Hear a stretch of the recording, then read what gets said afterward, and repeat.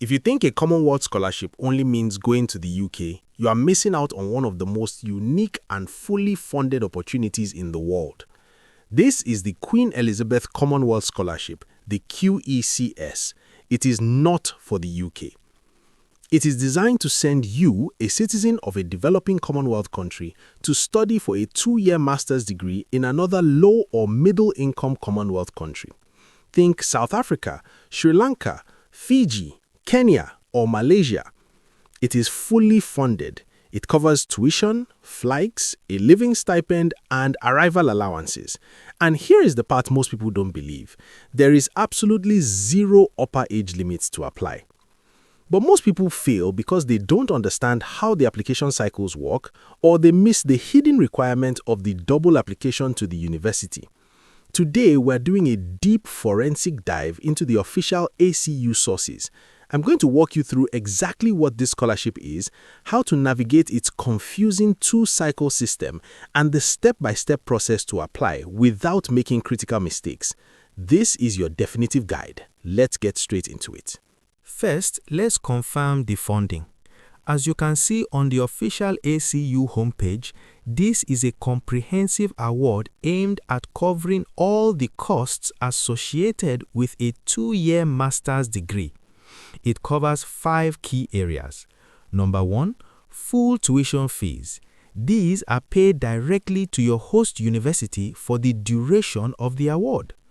Number 2, a living stipend. This is a regular allowance deposited into your bank account to cover food, rent, and daily living expenses in your host country. Number 3, flights. You receive return economy flights from your home country to the host country at the start and end of your course. Number 4, an arrival allowance. This is a one-off payment to help you get settled. Think deposits, buying essentials, and getting set up in a new country. And finally, number 5, a research support grant. This isn't automatic, but it is available on request if your specific master's course has required research costs. It is a complete package designed so you don't need to worry about money while you study. Before we look at how to apply, we need to do a brutal eligibility check. The QECS has unique rules. Rule number 1, citizenship. You must be a citizen of or hold refugee status in a Commonwealth country. Rule number 2, the mobility rule. This is the most critical point. You must apply to study in a country other than your own. You cannot use this scholarship to study at a university in the country where you are a citizen. If you are Nigerian, you cannot use it in Nigeria. You have to go to Kenya or South Africa or Papua New Guinea, depending on what's available. Rule number 3, academics. You must hold a bachelor's degree. The ACU standard is an equivalent to a UK 2-1, an upper second-class honors. However, be warned, the specific university you apply to might have higher entry requirements than this scholarship minimum. And rule number 4, age. As it states clearly here, there is no upper age limit to apply for a QECS award. Whether you are 22 or 42, if you meet the academic criteria, you are eligible. This is where most people get confused. You need to understand that the QECS does not have just one deadline per year. It operates in 2 distinct cycles annually.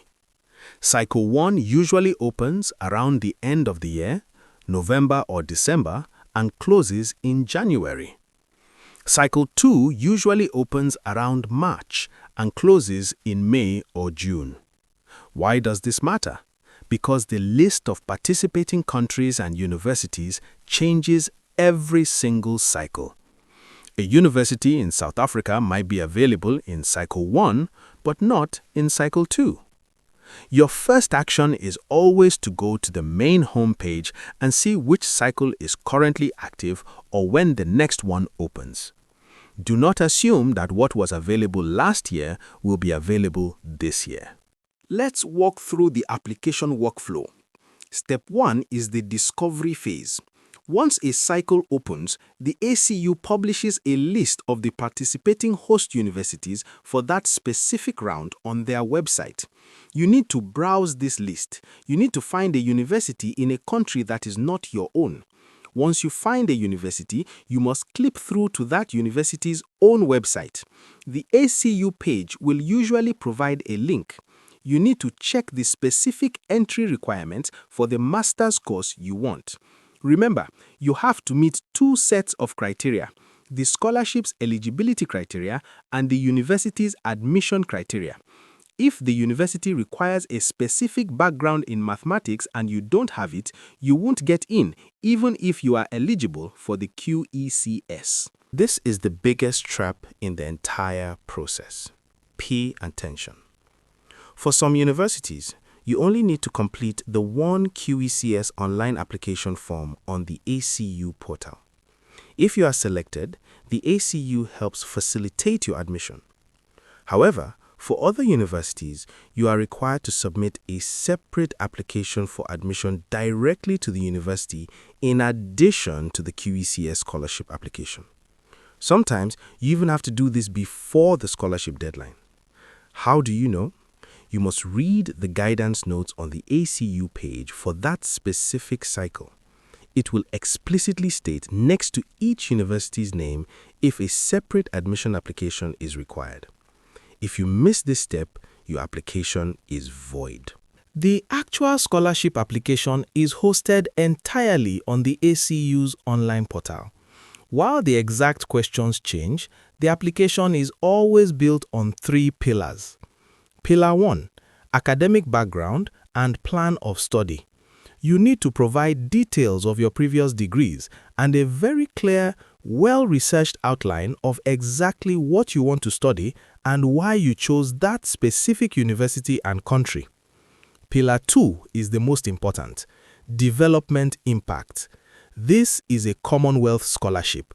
You must write compelling essays explaining exactly how studying this specific master's degree will help you benefit your home country and the wider Commonwealth when you return. They don't want vague aspirations. They want concrete goals. Pillar 3, creating change and leadership. You will be asked for real-world examples of your leadership potential or how you have already created positive change in your community or profession. Finally, you will need to provide the contact details of 3 referees. Usually, the system emails them a link directly. You need to ensure your referees are ready to respond before the deadline hits. Let's recap the process. Go to the main homepage and identify which cycle is active. Browse the list of participating universities for that cycle. Check the university's website to ensure you meet their specific course requirements. Check the ACU guidance notes to see if a separate university application is required. Complete the QECS online application with strong essays on development impact. This is a unique opportunity to gain a fully funded education while experiencing life in another part of the Commonwealth. Don't rely on third-party blogs.